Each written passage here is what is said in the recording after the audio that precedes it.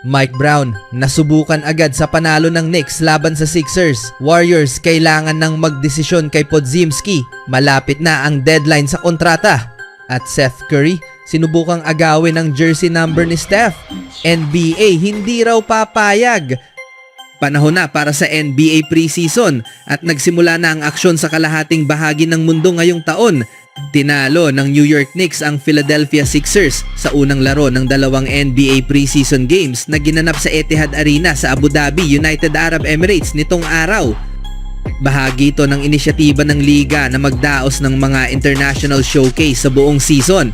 Muling maghaharap ang dalawang team sa linggo bago bumalik sa US para ipagpatuloy ang nalalabing bahagi ng preseason. Pinayagan ang parehong team na magsimula ng kanilang training camps isang linggo ng mas maaga dahil sa international travel. Ang Knicks ay nagmula sa kanilang pinakamalalim na playoff run mula pa noong 1999 ngunit tinanggal si Coach Tom Thibodeau matapos silang matalo sa Eastern Conference Finals laban sa Indiana Pacers. Ito ang magiging unang hindi opisyal na laro ng bagong coach na si Mike Brown na magpapatupad ng mas mabilis at agresibong estilo ng laro kasama sina Jalen Brunson, Karl Anthony Towns at ang iba pang bumabalik na core players ng New York na isa na namang top contender para makapasok sa NBA Finals mula sa East.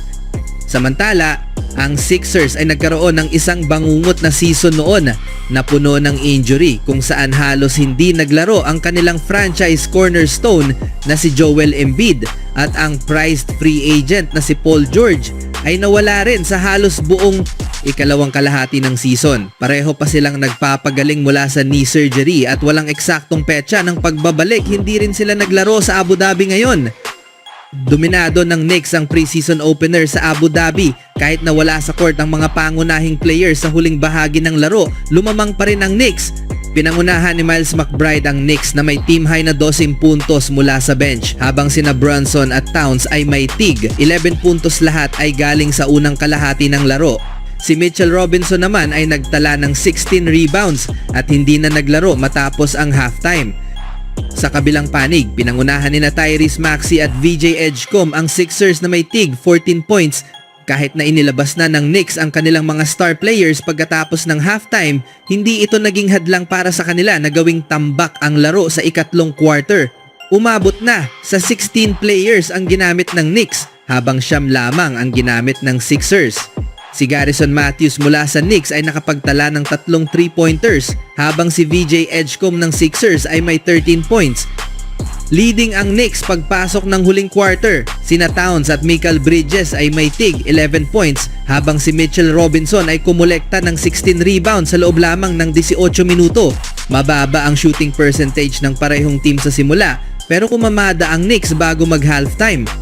Sa panig ng Sixers, nanguna si Maxey na may 12 points habang nagpakitang gilas ang rookie na si Edgecombe na may 9 na puntos at isang alley-oop assist sa fast break. Si Maxey lang ang miyembro ng star trio ng Sixers na naglaro habang si OG Anunoby ng Knicks ay hindi nakalaro dahil sa injury at pinalitan ni Paco Medadayet. Muling maghaharap ang dalawang team ngayong linggo. Parehong laban ay mapapanood sa NBA TV. Sa sumunod na balita naman, unti-unti nang nabubuo ang roster ng Golden State Warriors matapos maresolba ang issue kay Jonathan Kuminga na pumirma ng 2 taon na kontrata na nagkakahalaga ng 48 million na napagkasunduan ng team at sa kanya nitong Miyerkules. Matagal na pinigil ng negosasyon kay JK ang pag-usad ng off-season ng Warriors kaya't hindi sila makapirma ng formal na kontrata sa mga free agents. Sa halip, nagtuloy-tuloy lang muna sila sa mga verbal agreement habang inaayos ang pananalapi ng team. Ngayong natapos na ang usapan sa kanya, malaya nang maisapinal ng Warriors ang iba pang mga kontrata kabilang ang paglagda kina Horford, Melton at Seth Curry simula nitong Miyerkules.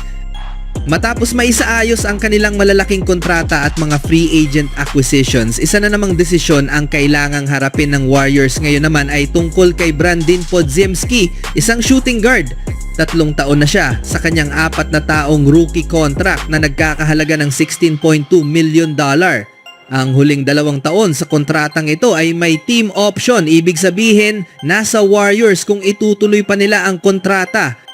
Pinili na ng team ang unang team option niya para sa nakaraang season at ngayon ay kailangang magdesisyon kung kukunin din ba nila ang ikalawang option para sa susunod na season. Kapag pinili, babayaran ng Warriors si Podziemski ng humigit kumulang $5.6 million na magre-resulta sa $3.6 million cap hit. Mayroon lamang sila hanggang October 31 upang magdesisyon tungkol dito. Nakahanap na siya ng maaasahang papel mula sa bench ng Warriors. Noong nakaraang season, nagtala siya ng 11.7 points, 5.1 rebounds at 3.4 assists sa loob ng 26.8 minutes per game. Inaasahan na lalo pa siyang makakapag-ambag sa opensa ng team ngayong season. Kahit pa nadagdagan ang lalim ng shooting guard position ng Warriors sa pagkuha kay Melton, malaki pa rin ang posibilidad na si Podziemski ay makakuha ng mahahabang minuto sa laro.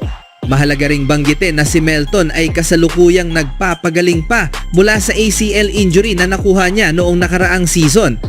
Ipinahayag ni head coach Steve Kerr ang kanyang paghanga kay Podziemski matapos ang isang scrimmage nitong araw, indikasyon na mataas ang tingin ng buong team sa kanya.